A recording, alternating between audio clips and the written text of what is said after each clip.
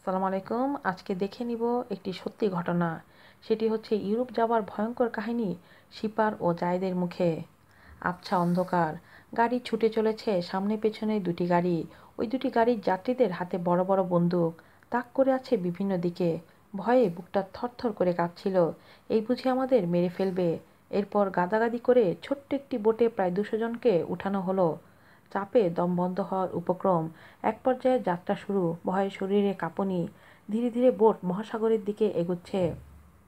চারদিকে তাকিয়ে দেখি কুল কিনারা নাই। আমাদের সঙ্গে অনেকে ভয়ে অসুস্থ হয়ে পড়ে, বমি করতে করতে অজ্ঞান হয়ে পড়ে।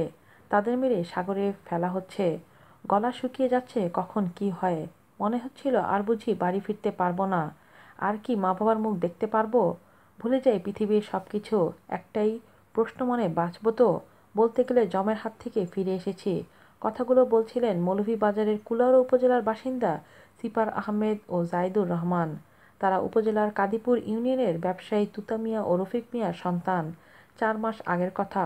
উপজেলার বরচাল ইউনিয়নের সোবাহান মুড়ি নামের এক দালালের সঙ্গে 4,10,000 টাকার চুক্তিতে তারা ইতালি যাবার সিদ্ধান্ত নেন। কথা ছিল সেই দালাল তাদের ইতালি পৌঁছাবে। দালালের কথা মতে 19 ফেব্রুয়ারি তারা যাত্রা শুরু করে। তাদের সহযোগিতা করেন ঢাকার ফকিরাপুলের মতিন মিয়া নামের এক ট্রাভেলস এজেন্সির মালিক। মতিন মিয়া তাদের দুটি কাগজ দেন, একটি কাগজে বোর্ডিং পাস আর আরেকটি ইমিগ্রেশন পাসের জন্য। কথা মতো তারা একটি কাগজ বোর্ডিং পাসে এবং আরেকটি কাগজ ইমিগ্রেশনে দেখান। মতিন মিয়া তাদের বলেন তারা দুবাইয়ে যাবার পর আরও কিছু কাগজ সেখানে দেওয়া হবে। পরে সেদিনই তারা রওনা হন দুবাইয়ের উদ্দেশ্যে। দুবাই যাওয়ার পর তাদের মোবাইলে আরও দুটি কাগজ দেওয়া হয়। সেই কাগজ দিয়ে তারা তুরস্কে ইস্তাম্বুল পৌঁছান। সেখানে তাদের রিসিভ করেন এক দালাল। সেই দালাল তাদের একটি বাড়িতে নিয়ে যান। মালবাহী বড় ভ্যানের পেছনে গাদাগাদি করে ঘুম পাড়িয়ে তাদের এক জায়গা থেকে অন্য জায়গায় নেওয়া হতো। ইস্তাম্বুলের একটি অন্ধকার ঘরে তাদের রাখা হতো। সেখানে বিভিন্ন দেশের আরও অনেক লোক ছিল। কোনো পাসপোর্ট নেই, ভিসা ছিল না, কিন্তু তারা দালালের কারণে ঠিকই এক দেশ থেকে অন্য দেশে পৌঁছান। তুর্কি পৌঁছানোর পর তাদেরকে রিসিভ করে আরেক দালাল। সেখানে কিছুদিন থাকার পর আবার তাদেরকে পাঠানো হয় লিবিয়ায়। লিবিয়া যাওয়ার পর শুরু হয় আসল চিত্র। সেখানকার সেই করুণ চিত্র তুলে ধরেন সিপার এবং জায়েদ। তারা জানায় লিবিয়ার মানব পাচারের ভয়ঙ্কর একাধিক চক্র কাজ করছে। তারা বিভিন্ন দেশ থেকে ইউরোপ যেতে আগ্রহী লোকদের টার্গেট করে। তারা জানায় লিবিয়ায় তাদেরকে বাংলাদেশের দিনাজপুরের বাসিন্দা নাহিন নামের এক দালাল রিসিভ করে। পরে নাহিন তাদের একটি বাসায় নিয়ে যায়। যখন তারা সেই বাসায় পৌঁছায় তখন সেখানে 20 থেকে 25 জন লোক ছিল। কিন্তু সময় যত যায় লোকের সংখ্যা তত বাড়তে থাকে। খোঁজ নিয়ে এবং সেই লোকদের সঙ্গে কথা বলে জানতে পারেন তারা সোমালিয়া, ঘানা, ব্রাজিল, গ্রাবিয়ান সহ আরও কিছু দেশের বাসিন্দা। দালাল ধরে তারাও অবৈধভাবে ইটালি যাওয়ার জন্য সাগর পথে রওনা হয়েছিল। কিন্তু পথিমধ্যে কিছু সন্ত্রাসীরা তাদের বোটে আক্রমণ করে, বন্দুক ধরে তাদের জিম্মি করে লিবিয়ায় নিয়ে এসেছে। সিপার এবং জায়েদ জানায় কিছুদিন পর শুরু হয় আসল কাহিনী। সেই মাফিয়ারা জিম্মি করে আনা লোকদের উপর অত্যাচার শুরু করে। অন্ধকার রুমে নিয়ে তাদের মারধর করা হয়। বেধড়ক মার দিয়ে প্রথমে তাদের দুর্বল করা হয়, এরপর সেই মারধরকে রক্তাক্ত চিত্র ধারণ করে তাদের পরিবারের লোকদের কাছে পাঠানো হয়। শর্ত দেওয়া হয় দুটা, বাড়ি যেতে চাইলে এক রেট আর ইটালি গেলে আরেক রেট। শর্ত না মানলে তার জীবনে নেমে আসে অন্ধকার।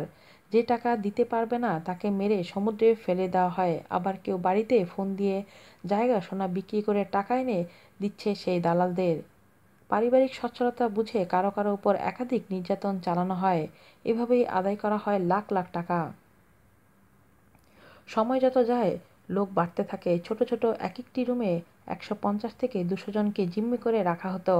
আর তার পাশেই টর্চার সেল, সেখানেই টাকা আদায়ের জন্য চলত নির্মম অত্যাচার। সিপার ও জায়েদ জানায় মাফিয়াদের মারধর দেখে তাদের সবকিছু অন্ধকার হয়ে যেত। এত অত্যাচার কি মানুষ মানুষকে করতে পারে? টাকা না পেলে তারা পশুর মতো গুলি করে হত্যা করে, পরে লাশ ফেলে দেয় সাগরে। তারা মানুষকে মানুষ মনে করে না। তাদের হাতে পায়ে ধরে কান্নাকাটি করে রেহাই মিলে না। টাকা ছাড়া মাফ নেই। জিম্মিদের খাবার দেওয়া হতো না। কয়েকদিন পর পর শুকনো রুটি আর একটু পানি দেওয়া হতো। এভাবেই চলতে থাকে দিন। তারপর একদিন ভোরবেলায় তাদের নিয়ে রওনা হয় মাফিয়া চক্র। অন্ধকারের মধ্যে মালবাহী ভ্যানের ভিতরে ঘুম পাড়িয়ে তাদেরকে নেওয়া হয় সাগর পাড়ে। সেখানে জনপ্রতি 80,000 টাকা দিয়ে বোট ভাড়া করা হয়। কিন্তু বোটে ওঠার সঙ্গে সঙ্গে লিক হয়ে পানি ওঠা শুরু করে। পরে সেই বোট বাতিল করে আবার হাজার করে টাকা নেওয়া হয় তাদের কাছ থেকে। তারপর ইটালির উদ্দেশ্যে রওনা দেয়। প্রায় 4 ঘন্টা সাগরের ঢেউয়ে জীবন বাজি রেখে তাদের বোটটি পৌঁছায় মাল্টা।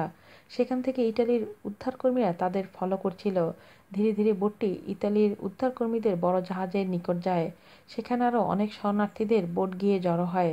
তবে কিছু কিছু বোট খুবই ঝুঁকিপূর্ণ ছিল। কিছু কিছু বোটে পানি প্রবেশ করে ডুবে যায়। এই ধরনের ঝুঁকিপূর্ণ বোটের যাত্রীদের আগে উদ্ধার করে বড় জাহাজে তোলা হয়। প্রায় 12 ঘন্টা পানির মধ্যে ভাসমান থাকার পর তাদের বোটের যাত্রীদের উদ্ধার করে বড় জাহাজে নেওয়া হয়। সেখানে ইতালির পুলিশরা তাদের খাবার, কাপড়, ওষুধ, জুতাসহ যাবতীয় সবকিছু দেয়। পরে তাদের সবাইকে নিয়ে ইটালি শহরের একটি হোটেলে তোলা হয়। সেখানে তাদের যাবতীয় সবকিছুর ব্যবস্থা করে দেওয়া হয়। বলা হয় তারা যতদিন খুশি এখানে থাকতে পারবে। পরে তারা ইতালির এক লোকের মাধ্যমে ফ্রান্সে প্রবেশ করেন। সেখানে তারা এখন জীবনের সঙ্গে যুদ্ধ করছেন, বেঁচে থাকার অবলম্বন খুঁজে ফিরছেন। আজ এ পর্যন্তই। ভালো থাকবেন। আল্লাহ হাফেজ।